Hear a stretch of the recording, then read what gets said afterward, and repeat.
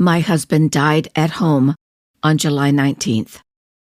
From steady decline to dramatic drop to sudden nosedive to death.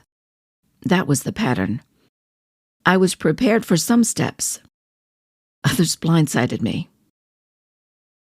I have a lot to share with you. It's emotionally draining for me to record, and it might be hard for you to hear. So I'm going to begin by telling you about what it was like leading up to and entering the hospice program. I had some misconceptions about hospice. Maybe you do too. Hospice. That's what this episode, number 9, is all about.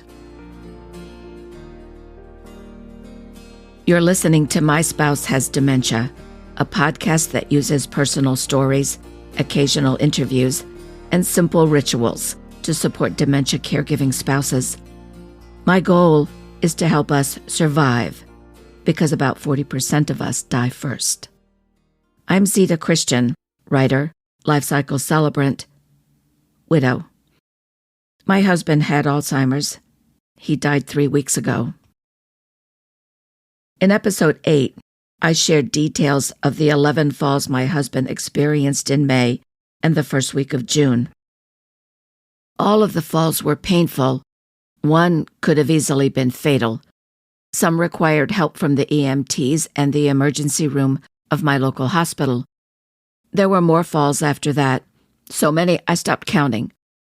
My normally kind and gentle husband kicked and punched 3 nurses, bruised my arms, and tried to bite me. It's all been part of a learning experience. The fall that could have killed my husband happened on a Friday evening when I was on my neighbor's deck. On Saturday morning, one of the visiting nurses from the palliative care team called to follow up on my husband's condition. She was concerned that he might have a UTI, that's a urinary tract infection, and I agreed, adding that I didn't think I could get a specimen from him. Under the assumption that he did have a UTI, I asked if she could order a prescription for an antibiotic. No. I'd have to call our family doctor. And of course, it was now Saturday, and the office was closed. The nurse said she'd make a few calls. 15 or 20 minutes later, I was on the phone with an on-call service, speaking to a doctor in another part of the state. I carried my laptop into the bedroom where Dick was sleeping. I held the camera so the doctor could observe him, and she commented on his coloring, his breathing, and a few other things.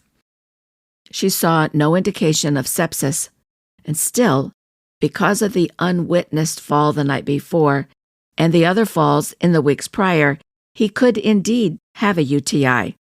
I asked if she would prescribe an antibiotic. No.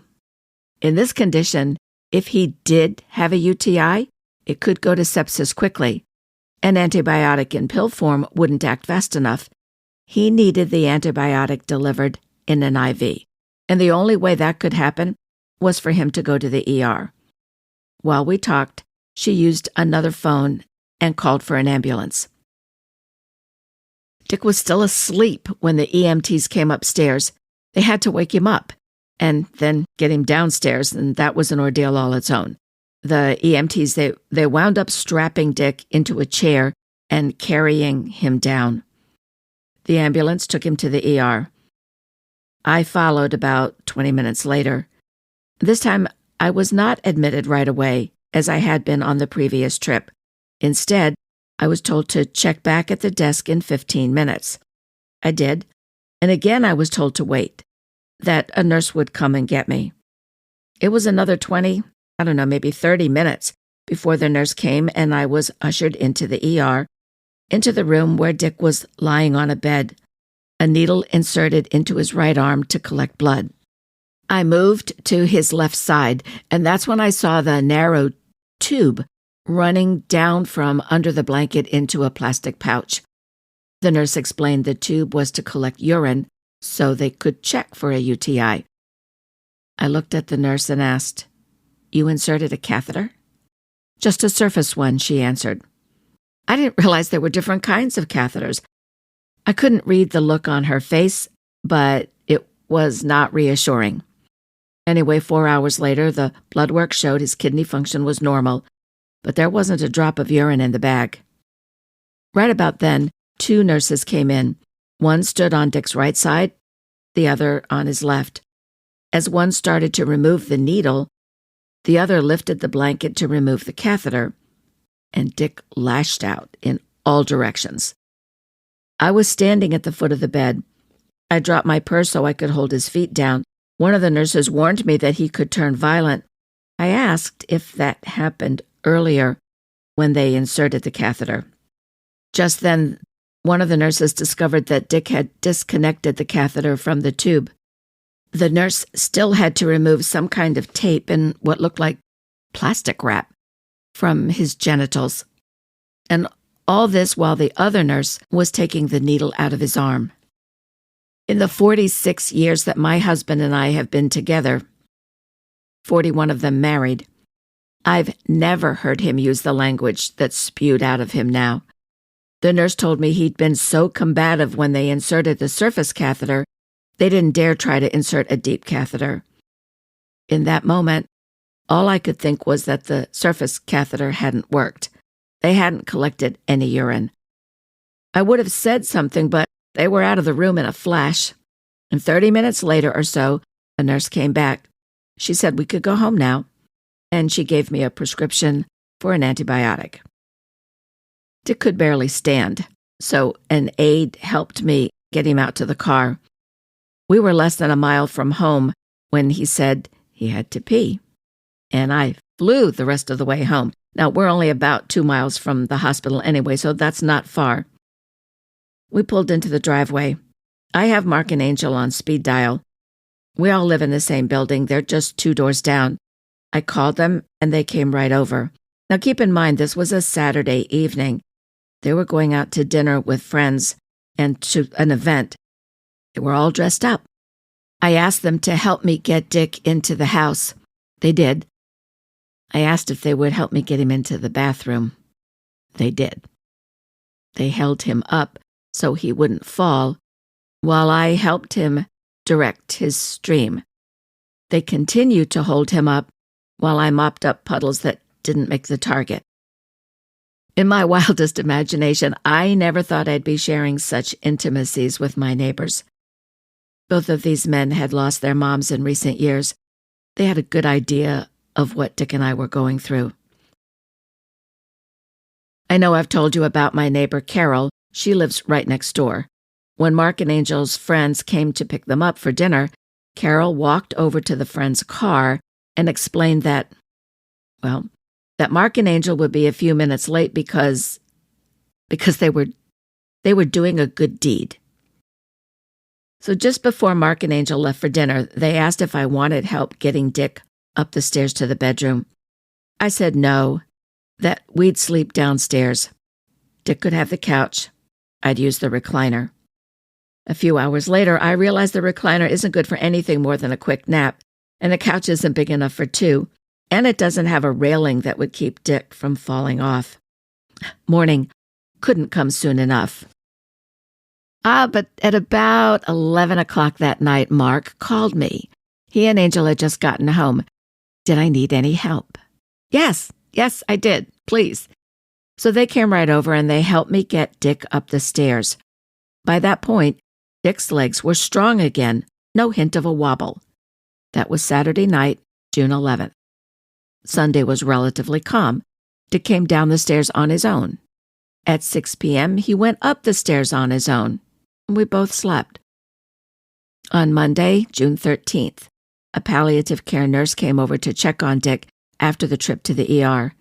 She asked me to clarify a note from the ER that said, "Wife refused recommended meds." What? I hadn't refused any meds. If anything, I had expressed frustration at how difficult it had been to get a prescription for an antibiotic. I added that we eventually got the prescription and that my neighbor, Carol, drove to the pharmacy to get it filled right away. The nurse said she'd make sure that the record was revised. I asked her about hospital beds.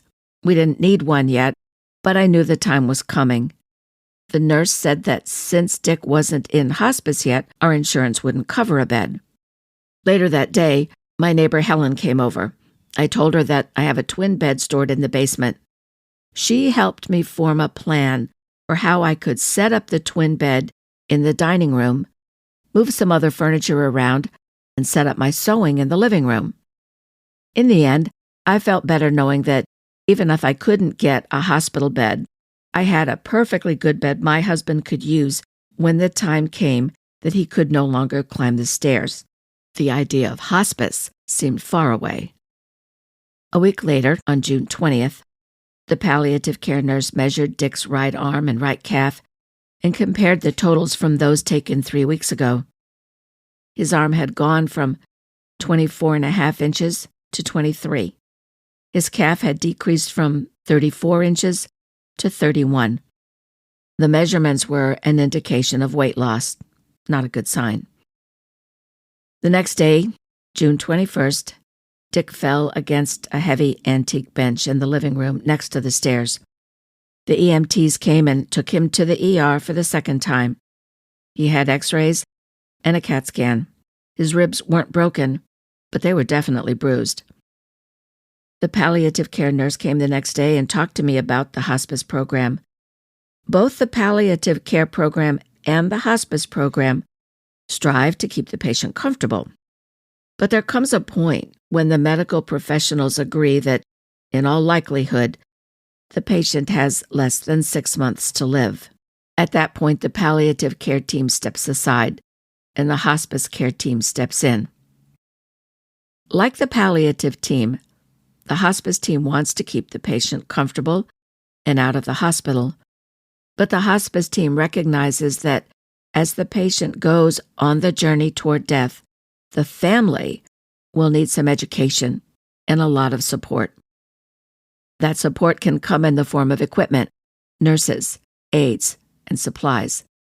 Support can come from social workers and chaplains.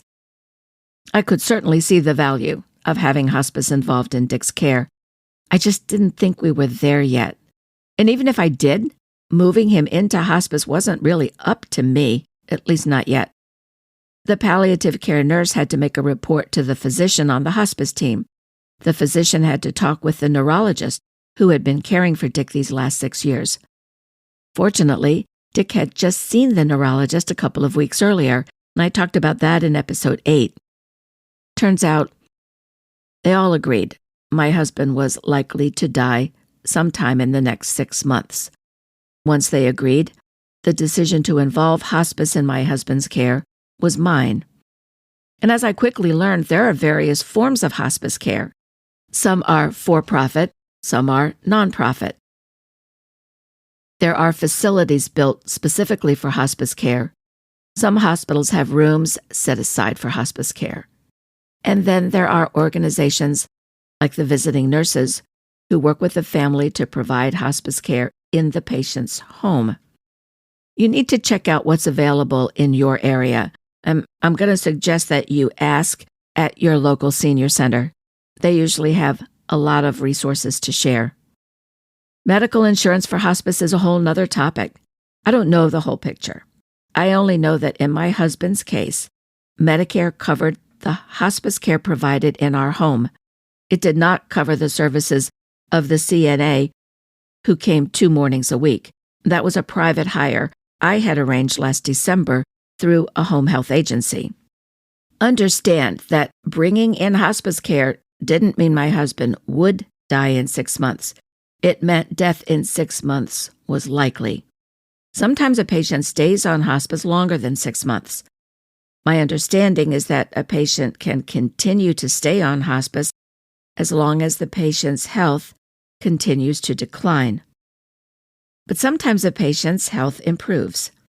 A study in 2018 by the National Hospice and Palliative Care Organization showed that approximately 6.3% of hospice care patients improved to the point of being discharged from the hospice program.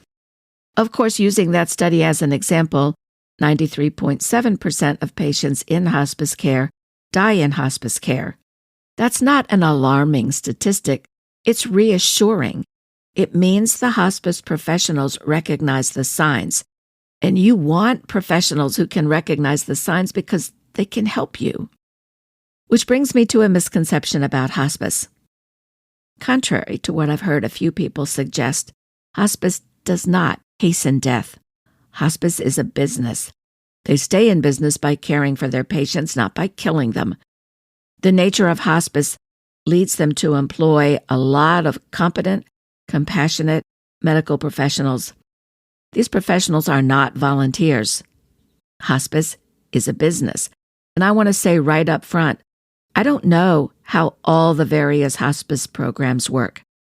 In my husband's case, if Medicare was covering the cost of the nurses and aides coming into our home, Medicare would not cover the cost for my husband to see outside medical providers.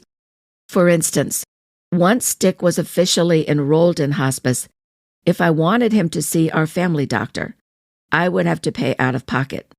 I would have to pay for Dick to see his cardiologist, ophthalmologist, podiatrist, neurologist, all of which Medicare would normally cover. I'm okay with Medicare's policy. If they're paying for medical professionals in the hospice program, they aren't going to pay for the same medical professionals outside the program too. But hospice, at least the hospice organization I chose, doesn't have a podiatrist. My husband had a toenail problem, and I had to find a podiatrist who made house calls, and I had to pay out of pocket. Maybe when it comes to hospice, Medicare covers only what it considers essential. I don't know.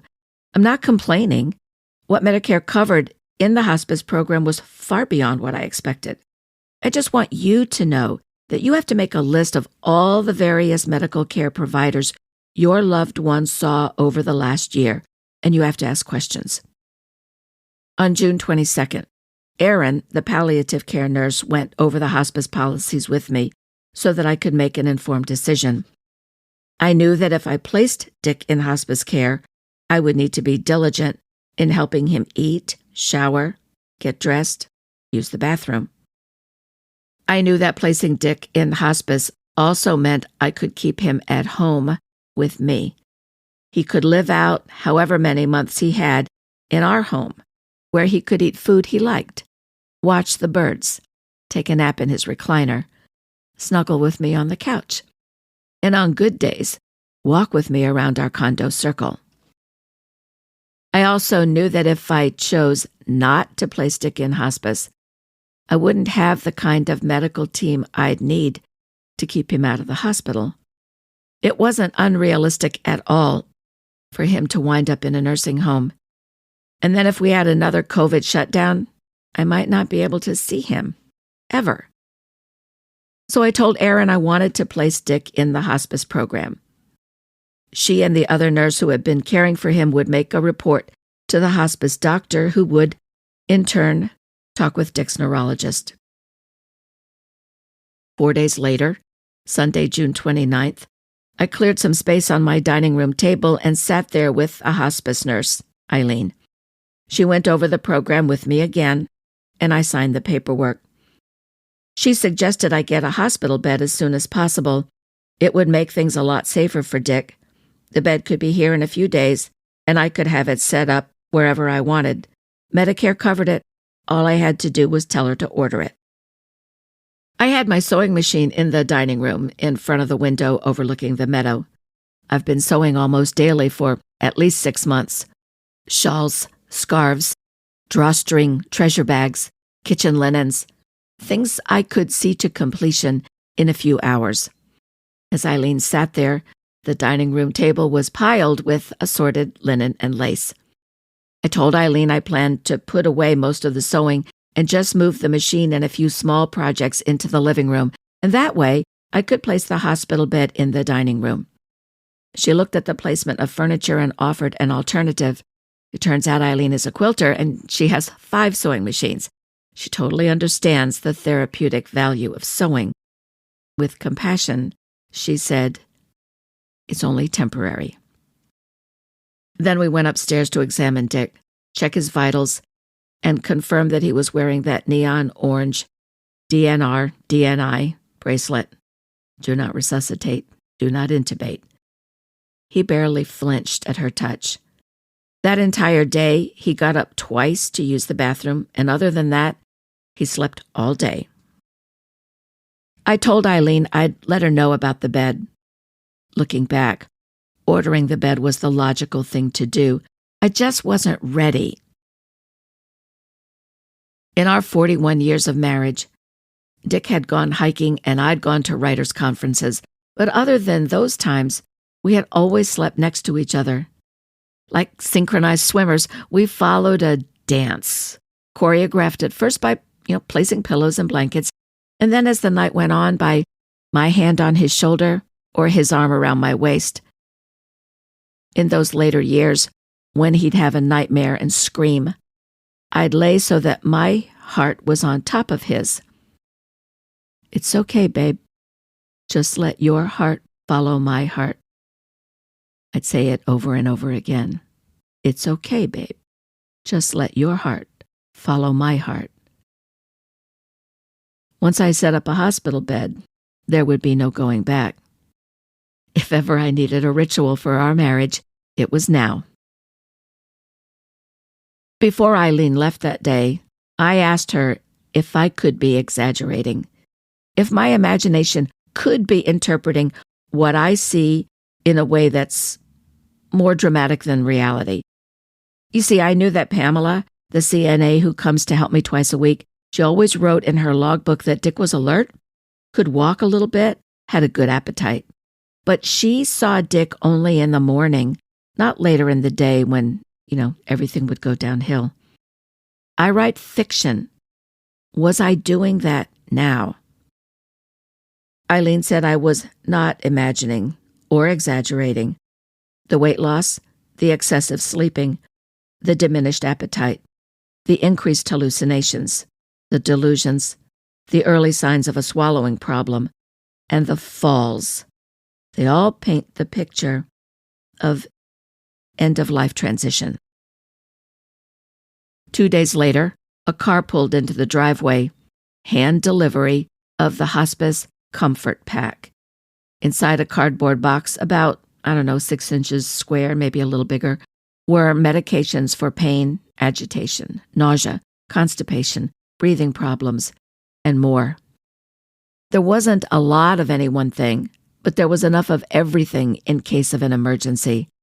The box needed to be stored in the refrigerator. The next day, June 29th, I met Donna, the hospice nurse who would help Dick and me on the rest of the journey. One of the first things she did was explain the contents of the comfort pack. She pre-filled 5 syringes with liquid morphine and showed me how to administer them. I asked Donna to order the hospital bed. It came 2 days later, July 1st. I went with my original plan and had it set up in the dining room, positioned so that Dick could look out the same window I did when I was sewing. I put away most of my linen and lace and kept out just enough to keep me grounded. Dick was curious about the bed and chose to take a nap on it that day. I tried it too. It was very comfortable, and so it was surprisingly easy to get him to sleep on it that night. I slept nearby on the couch in the living room. In the early morning hours of July 2nd, I heard Dick get up. He peed all over the bathroom floor. Repeat on July 3rd. On July 4th, he peed around the front door, and then in front of the refrigerator door. On the morning of July 5th, he got up and peed on the bathroom floor and in front of the stove. In those 4 days, I went through several rolls of paper towels and half a bottle of Resolve Urine Destroyer. On that last day, July 5th, while I was cleaning the kitchen floor, Dick walked into the living room and fell against the coffee table. It's made of wood with an iron base and a slate top. It's heavy. He was hurting. I managed to get him up and back into bed, and as instructed, I called the visiting nurses to report the fall. Donna, the hospice nurse, came right over. She gave Dick the first dose of morphine. and then filled more syringes so I'd have them for later. Dick slept peacefully for several hours. When he woke up, he ate a little yogurt mixed with ice cream. Lately, he'd cough a little when he was eating, and now he coughed when drinking. Nothing major. I would never have associated that kind of cough with difficulty swallowing. Donna explained that the muscles in Dick's throat were having trouble remembering how to swallow. That's why so many people with Alzheimer's choke to death. Constipation became a problem again. His abdomen was hard. I'd been giving him warm prune juice and magnesium citrate, but to no effect. On July 7th, while Pamela, the CNA, was here to help, Donna gave Dick a suppository. There was some movement over the next few hours, but the full effect didn't come until that night. Dick got to the bathroom once, but not in time. I got him cleaned up and we headed back to the bed, and he fell. As I had done so many times before, I called Mark and Angel. They came right over, helped me stabilize Dick, and helped me change the sheets. Dick had more bowel movements that night, but he didn't get out of bed. Fortunately, Pamela had taught me how to layer several soaker pads beneath my husband and how to use 2 kinds of disposable undergarments at the same time to minimize cleanup. We all made it through the night. Pamela came the next morning, July 8th. While she sat in her usual chair in the living room, Dick sat across the room in the transport wheelchair.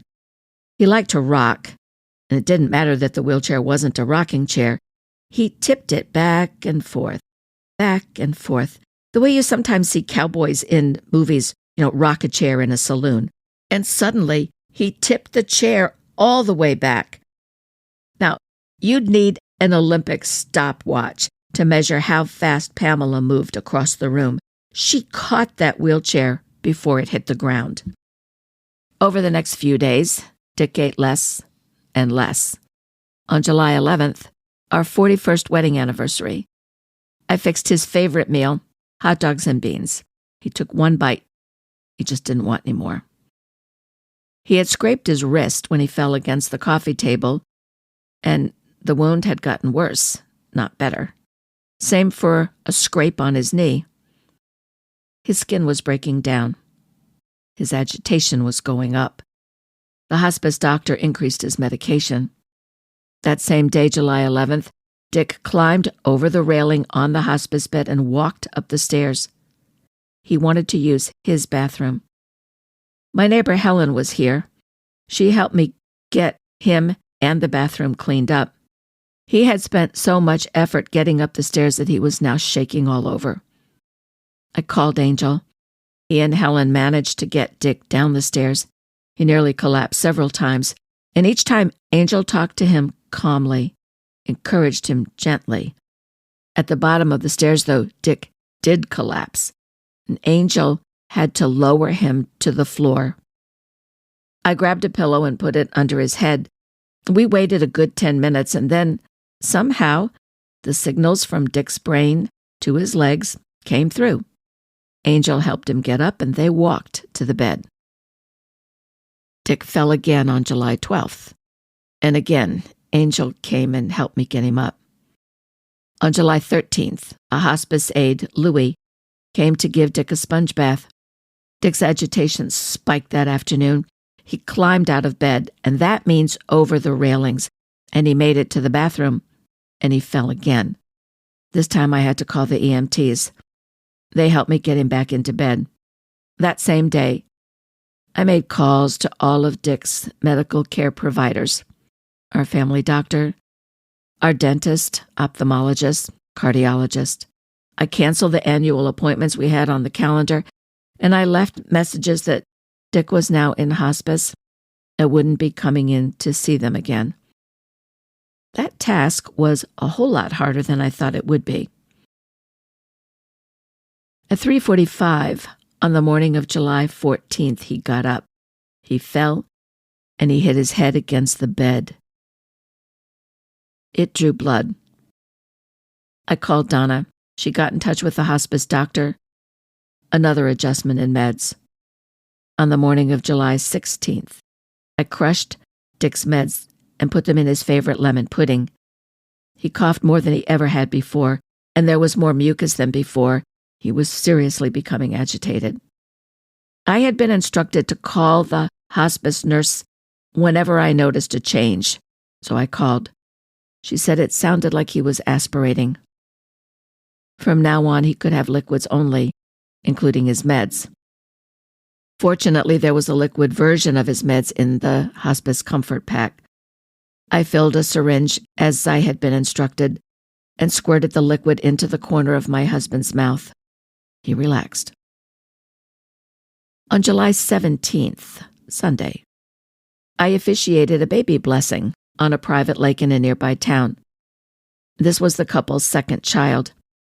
I had officiated the baby blessing several years ago for their first child. That day, Sunday, I was away from home for not quite 3 hours. Pamela, the CNA, had arranged her schedule so that she could stay with Dick.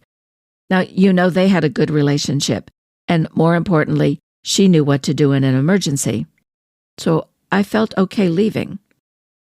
As you listen to this, you know that my husband died on July 19th.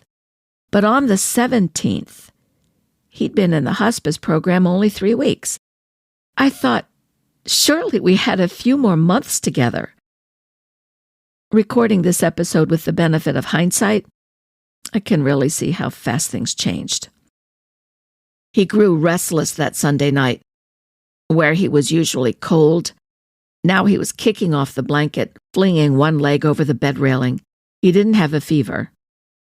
I used these little oral sponges on sticks, kind of like lollipops, to moisten his lips, and placed a cool face cloth on his forehead. There was no eye contact. I tried, but his gaze was fixed, as though looking right through me and out into the meadow. He didn't blink. His breathing grew labored. I called the nurse on night duty and asked if I could give him morphine on top of the medication I had already given him for agitation. Yes, I could. So I did. On Monday morning, July 18th, I called the funeral home I planned to use when the time came. I didn't want to be in a position of making important decisions during a time of emotional crisis. And yeah, I still thought I had time. Donna, the hospice nurse, came over. She had been away for the weekend and had just seen the note about my call, my conversation with the night duty nurse. She pointed out how Dick's stomach was heaving up and down, and that indicated that breathing had become painful. I gave him morphine. She looked at his feet, his legs, his knees. When Dick went into the hospice program, the nurse Eileen gave me a green folder full of information. It was sitting on the kitchen table. Donna pulled out a slender blue brochure and asked, had I read it? No, I hadn't, not yet. She handed it to me. It was called The Final Journey, a guide to understanding the dying process. You do see how he has deteriorated over the weekend, she asked. Yes, I answered. It was impossible not to see. She took a breath, that settling kind a person takes before delivering bad news. I'm sure you've all seen it. And then she said, it's time to call your daughter and other family members. If they want to see your husband alive, they need to come soon. Soon. What is soon? I asked, and I braced myself for her to say 2 days, maybe just 1. She answered, 4 to 5 hours. Now, I'm going to end this episode here, and that's because everything that happened next feels like a final chapter, and because you already know that my husband died that night. You'll want to take notes on that next episode. It's about those last hours, and the funeral, and the burial that followed. I'll share what felt like an endless list of decisions to be made and tasks to be managed. I've accomplished a lot since then, but even now, the list is still long. So please bear with me now for a minute. If you know a family caregiver for someone with dementia, or a caregiver whose spouse has dementia, or friends and family of dementia caregivers, please tell them about this podcast.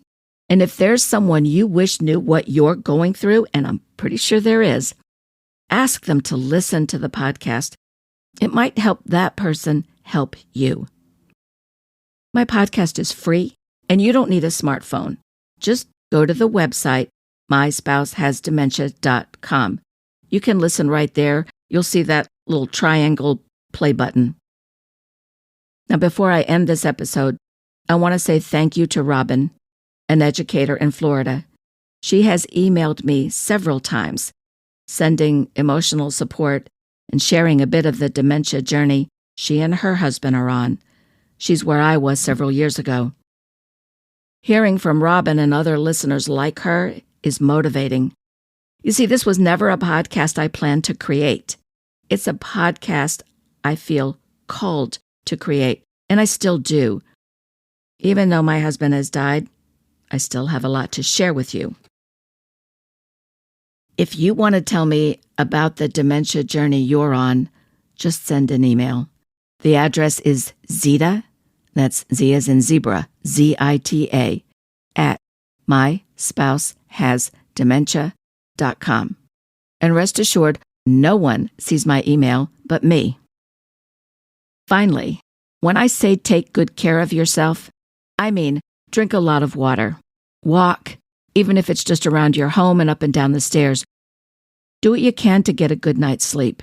Take naps if you can. So yeah, when I say take good care of yourself, those words aren't fluffy. They're fierce because we need to survive.